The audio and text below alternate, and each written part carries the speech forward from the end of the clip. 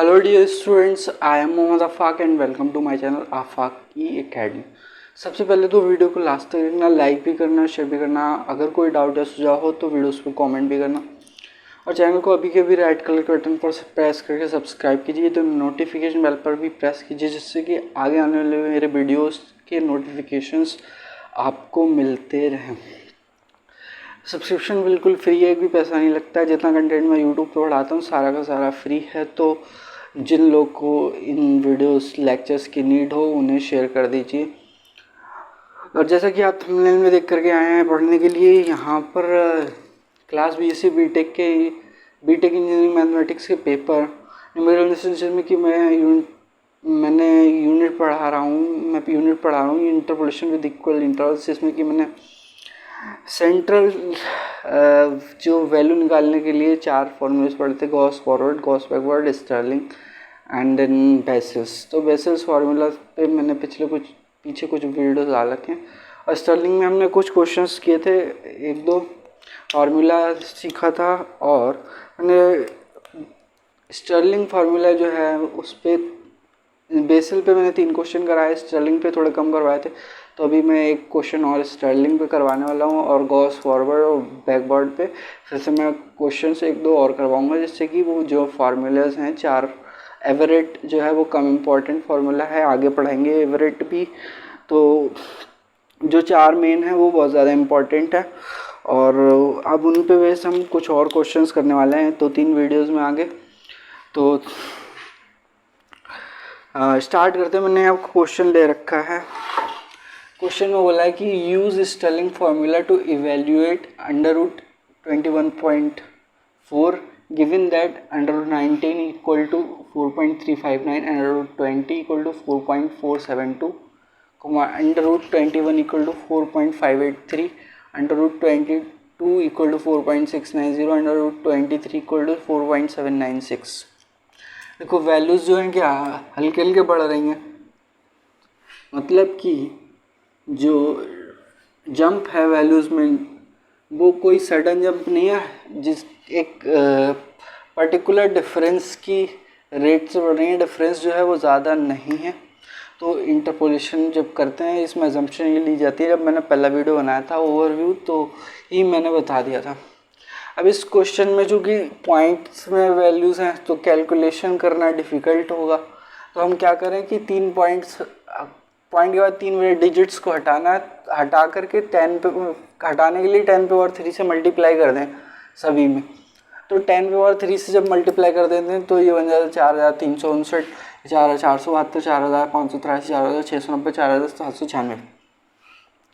Arguments हमारे पास जो है वो अंडर रूट में ना लिख करके हम जो है वो ऐसे लिख रहे हैं, क्योंकि जब हम ऐसे लिखेंगे तो हमारा आंसर जो है लाने में हमें कोई ख़ास दिक्कत नहीं होगी।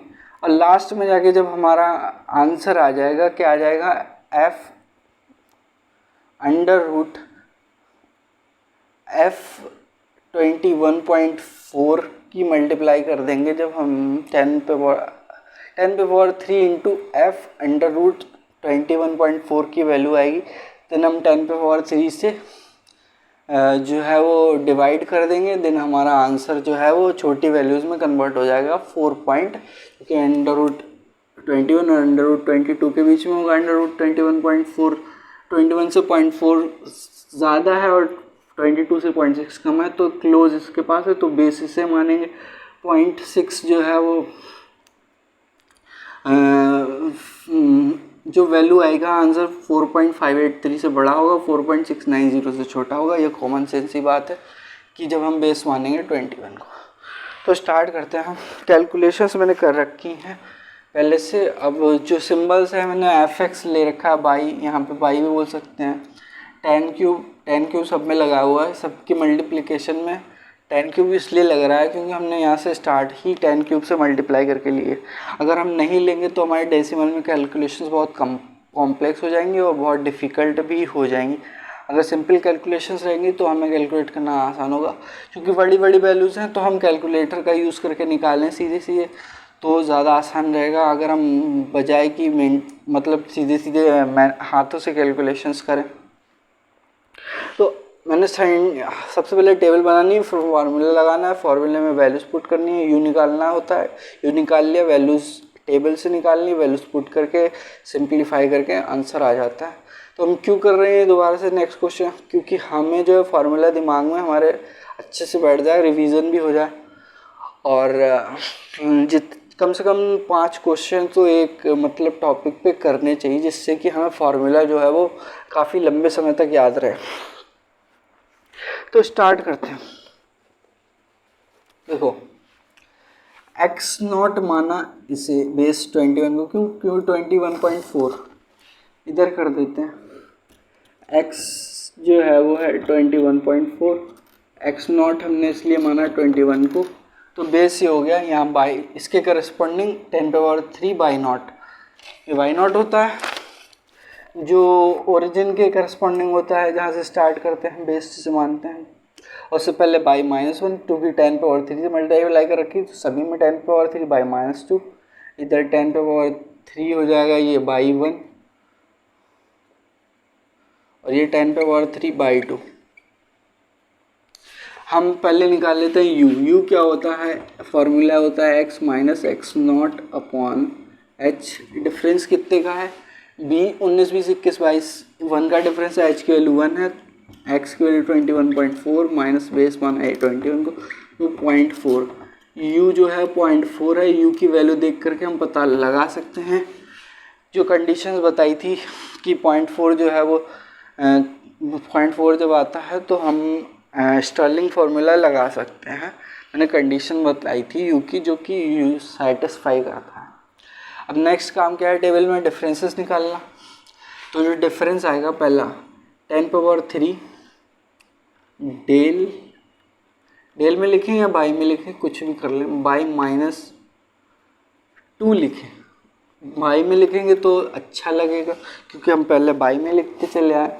लिखना चाहें तो हम एफ के टर्म्स में भी लिख सकते हैं, बट वो थोड़ा अच्छा नहीं लगेगा, क्योंकि वो भी हमारा प्रैक्टिस में नहीं है। देन 10⁻³ बाई -1, इसमें से ये माइनस किया, ये सभी को आता। अब तक तो टेबल बनानी तो बहुत आसान है, कि अब मैं सीधे सीधे लिखने वाला हूँ वैल्यूज़, क्योंकि ये काम हम पहले बहुत बार कर चुके हैं, तो हमें जो है वो अब तक रट जाना चाहिए।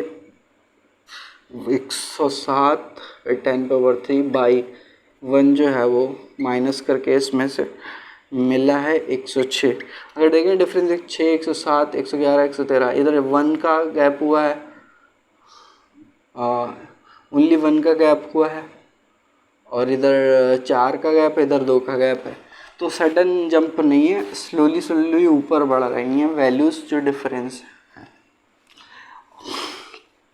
फिर क्या करेंगे, नेक्स्ट निकालेंगे 10⁻³।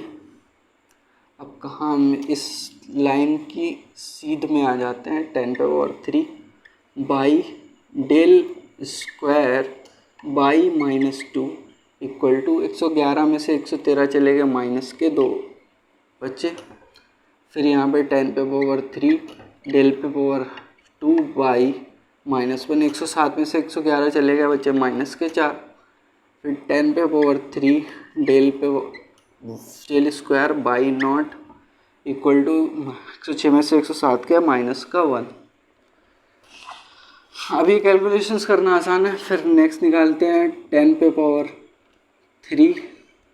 डेल बाई -2 आएगा, -4 प्लस 2 माइनस के 2। 10⁻³ del power 3 by -1 plus 4 is 3 में से 4 में से 1 गया, बचा 3। और 10⁻³ बाई डेल पे पावर 4 बाई -2 इक्वल टू 3 और 2 प्लस के 5। अब हम लगाएंगे फार्मूला, यू निकाल लिया हमने पहले से ही। फार्मूला क्या होता है कि एक्स कितना है, हम एफ निकाल रहे हैं, हम तो निकाल रहे हैं, वो आ रहा है 10⁻³ of F equal to 10⁻³ X क्या है, एफ √21.4 है। ठीक है, अब स्टार्ट करते हैं। क्या कहाँ से कहानी शुरू करते थे? स्टर्लिंग में बेस किसे माना x, उसके सामने वाली वैल्यू है ये। और हम कैसे चलेंगे? हम चलेंगे पहले ये सिंगल वैल्यू, देन इनका एवरेज, देन सिंगल वैल्यू ये, फिर इनका एवरेज, देन ये सिंगल वैल्यू। अब फॉर्मूला लगाएंगे, लिखते हैं। फार्मूला सबसे पहले आता है what comes in the formula, by not आता है सबसे पहले। बाई नॉट के बाद में u अपॉन 1 फैक्टोरियल और फिर ब्रैकेट में आएगा 10 पे पावर क्यूब बाई -1 प्लस 10 पे पावर 10 क्यूब बाई नॉट। हमें ये वैल्यूज रखनी होंगी। फिर नेक्स्ट टर्म में u माइनस, फार्मूला याद करो फिर से।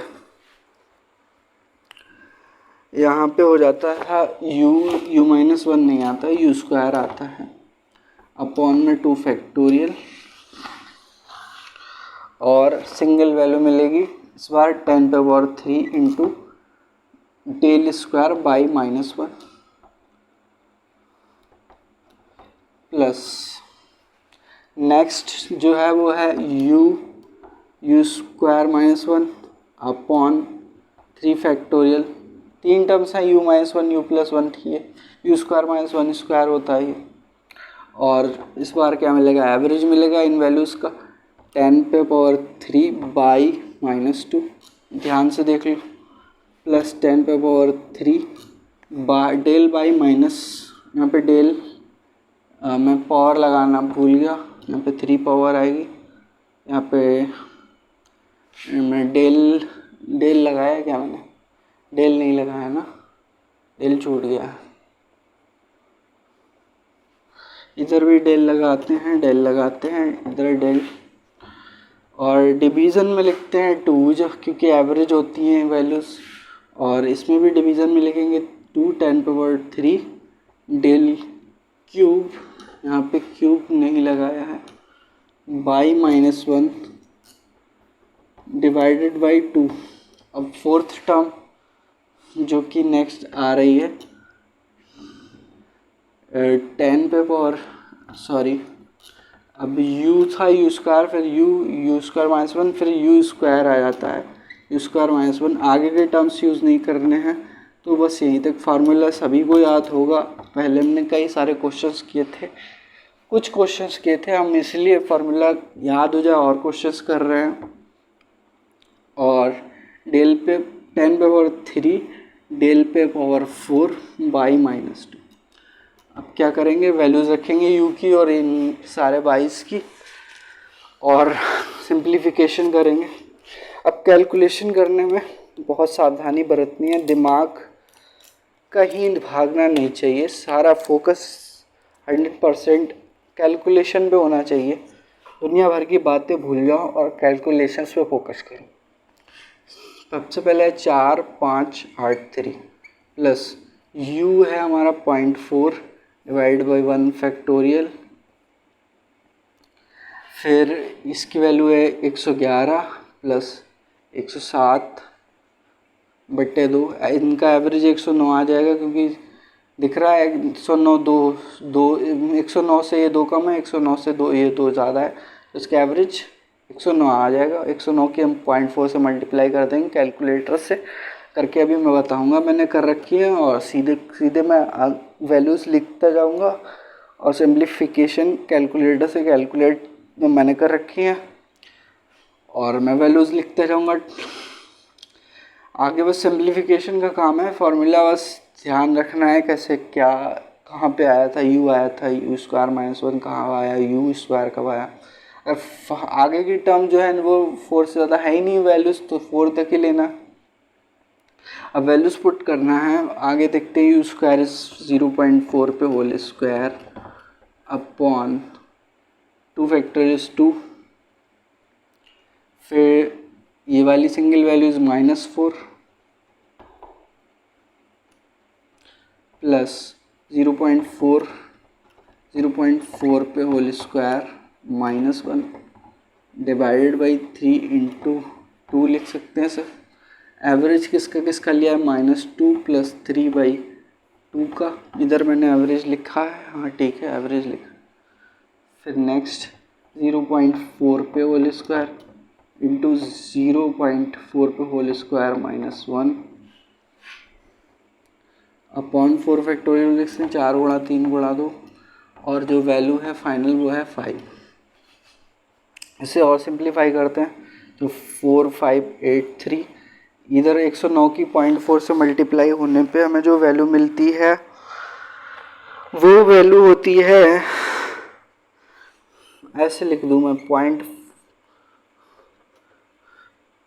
0.4 into multiplied by 109 equal to 43.6। फिर नेक्स्ट इसकी कैलकुलेशंस में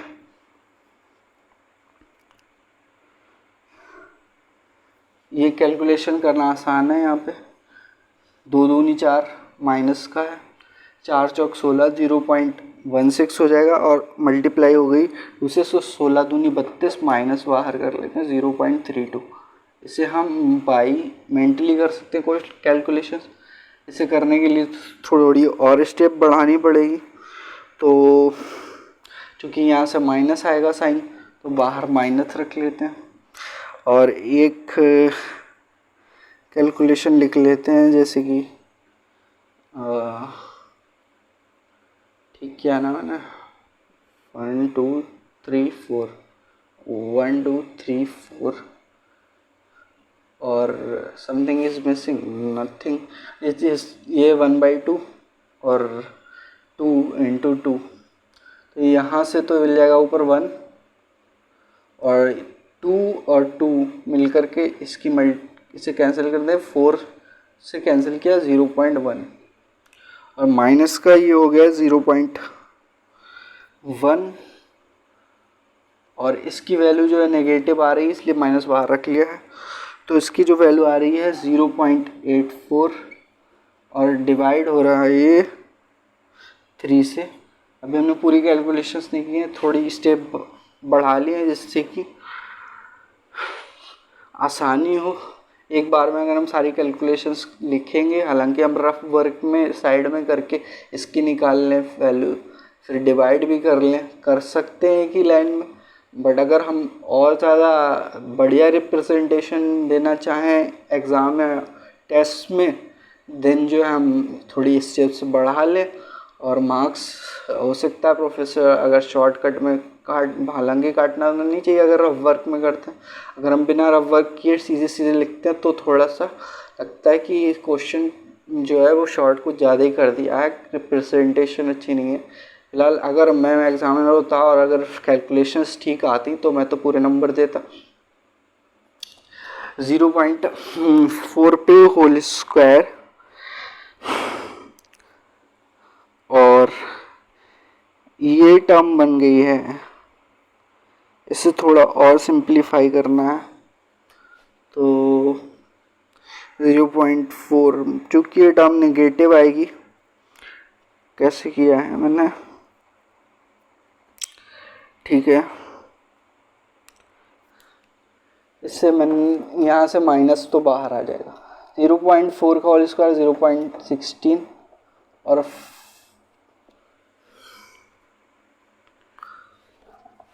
और इसकी वैल्यू है अभी जो निकाली है 0.84 बटे 4 गुणा 3 को हम लिख सकते हैं, 4 गुणा 3 गुणा 2 को लिख सकते हैं 8 गुणा 3 8, 8 मल्टीप्लाइड बाई 3 इंटू 5, 8 से कैंसिल कर सकते हैं 0.2, और 5 की जब 0.2 से मल्टीप्लाई हो जाएगी तो 1 बन जाएगा। अब ये वैल्यू मिल के 1 बन गई, और डिवाइड किसे करना रह गया 0.84 को 3 से। तो नेक्स्ट स्टेप में करते हैं,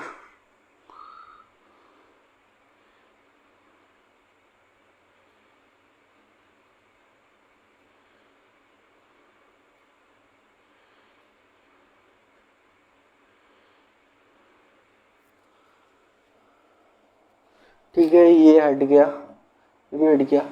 3 से डिवाइड करना है इसे। ये वाली कैलकुलेशंस जो हैं अभी तो हम ऐसे ही छोड़ते हैं। 4583 प्लस 43.6 माइनस ये हो गया 0.32। नेक्स्ट वाला ये सिंप्लीफिकेशन करने पे ये बन जाता है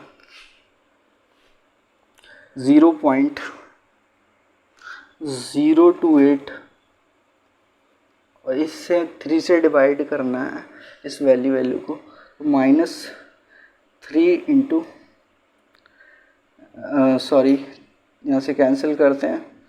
3 दूनी 6 बचे 2, 3 अट्ठे 24, 28 दूनी 56, 28 3 84। ठीक है, 28 माइनस का 28 और 0 पॉइंट भी तो लगाना है 0.28। ठीक है, अब हम इसे सिंप्लीफाई कर लेते हैं। तो जो हमारी कैलकुलेशंस हैं उसका सीधे सीधे आंसर जो है वो यही कर लेते हैं, रफ वर्क सीधे सीधे ऐड करते हैं रफ वर्क में।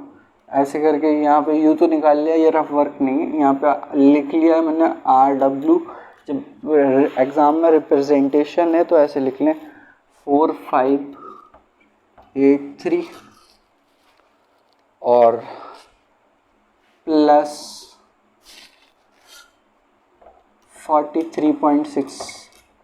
ये दोनों टर्म्स ऐड हो रही हैं और ये 3 टर्म्स ऐड होगी। तो इससे पहले ऐड कर लिया तो ये हो गया 6 8 4 5 1 5 1 6 4 6 2 6। तो ये वैल्यू मिल गई। अब इन वाली वैल्यूज़ इसे कैंसिल कर दिया रफर करके, इन वाली वैल्यूज़ को 0.32 सारी ऐड करके नेगेटिव साइन आ जाएगा 0.028, फिर 0 माइनस का 0.28। अब ये ऐड हो जाएंगे और सिंबल आएगा माइनस, साइन आएगा माइनस का 8 8 2 10 दोबारा से लगा 1 4 2 6 0.628 माइनस के आएंगे क्योंकि ये सारे के सारे माइनस के, और इसे कैंसिल कर देना है। अब हम जो है इस वैल्यू में से इस वैल्यू को माइनस कर देंगे। तो 4 6 2 6.6 में से माइनस कर दिया 0.628। तो इधर तो 0 0 10 में से 8 गए 2, 9 में से 2 गए 7, 15 में से 6 गए बचे 9, 5 में से 0 गया 5। बस ये हमारा आंसर यहाँ पे आ गया 4625.972। अभी तो ये आया 10⁻³ इंटू fx करके। ठीक है, और जब हम इसे 10⁻³ से डिवाइड कर देंगे तो हम लास्ट के 3 डिजिट्स को हटा सकते हैं, 3 को नहीं,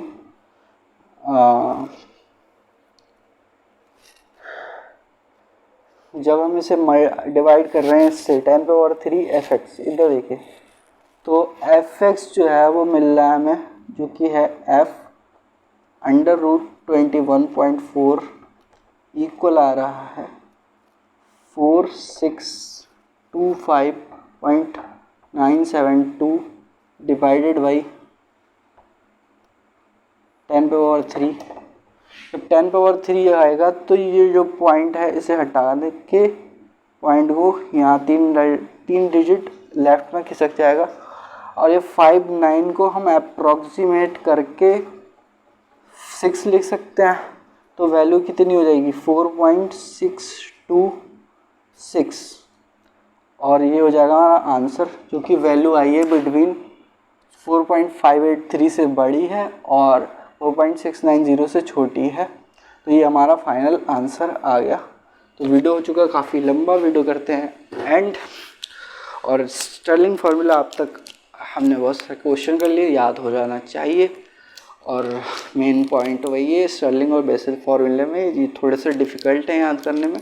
तो by the practice number of question कम से कम 5 करें, और वेरिएशंस के मतलब अलग अलग वेरिएशंस के करें, जिससे कॉन्सेप्चुअल क्लैरिटी भी बढ़े, फार्मूला भी याद हो जाए और कैलकुलेशन मिस्टेक ना हो। इसके लिए फोकस अटेंशन के साथ कैलकुलेशन करें, मन को कहीं भटकने ना दें, माइंड सारा फोकस होना चाहिए कैलकुलेशन पे, प्रेजेंट पे, दुनिया भर की बातें भूल करके, जिससे कैलकुलेशन मिस्टेक ना हो। तो मैं लास्ट में भी बोलूँगा, मैथमेटिक्स जो है हम बहुत जल्दी भूलते हैं, तो इसमें रिविजन्स बहुत ज़रूरी होते हैं। तो हार्ड वर्क करना है, रिविजन्स करने हैं जम के, और पेशेंस रखना है। जो भी आपके टारगेट्स, हमारे और मेरा आपके जो भी टारगेट्स हैं, मैं पेशेंस रखता हूँ, छोटे छोटे टारगेट्स पूरे करता हूँ और छोटी छोटी खुशी मनाता हूँ। और बड़े टारगेट्स पूरे होते हैं तो बड़ी खुशी मिलती है। और लास्ट में कंसिस्टेंसी, पढ़ाई में मोटिवेशन बनाने के लिए इम्पोर्टेंट है कंसिस्टेंसी। जब तक आपकी हेल्थ अच्छी रहे, माइंड अच्छा काम करे, आप पूरा जब तक रहे पूरी जी जान लगा के जो है कंसिस्टेंटली काम करते रहें। I try my self also with my full potential, जब तक मेरी तबीयत ठीक रहती है। और लास्ट में वही बोलूँगा, मैं सारा बोल ही दिया है, 4 पॉइंट्स। अब वीडियो एंड करते हैं और मिलेंगे आपसे नेक्स्ट वीडियोस में कुछ नए क्वेश्चंस के साथ में, गॉस फॉरवर्ड और गॉस बैकवर्ड में। और कुछ हो सकता है आगे मैं आगे बेसिल्स की भी 2 वीडियो आएंगी। अगर हो सकता है क्रम चेंज हो जाए, बट जो है अगर आप पूरी यूनिट जो है इंटरपोलेशन विद इक्वल इंटरवल्स किसी भी क्रम में पढ़ लें, चाहे बेसिल पहले पढ़ लें, चाहे गॉस, स्टर्लिंग, बैकवर्ड, फॉरवर्ड, कोई भी पहले बाद में पढ़ लें, उससे हमारा रिवीजन ही होगा। मेरे थोड़े से क्रम बदल गए क्योंकि मेरे को क्वेश्चंस पहले थोड़े कम करने थे, फिर मेरे को आइडिया आया कि ज़्यादा करें जिससे फार्मूला याद हो। तो आगे हम अभी कुछ और वीडियोस में मिलेंगे और कुछ ही वीडियोस के बाद में, 5-6 वीडियोस के बाद में ये चैप्टर एंड हो जाएगा। देन हम नेक्स्ट यूनिट पे मूव करेंगे। सो बहुत बोल लिया अब मैंने, अब करते हैं video end. Very very good bye dear students, पढ़ाई करते रहें।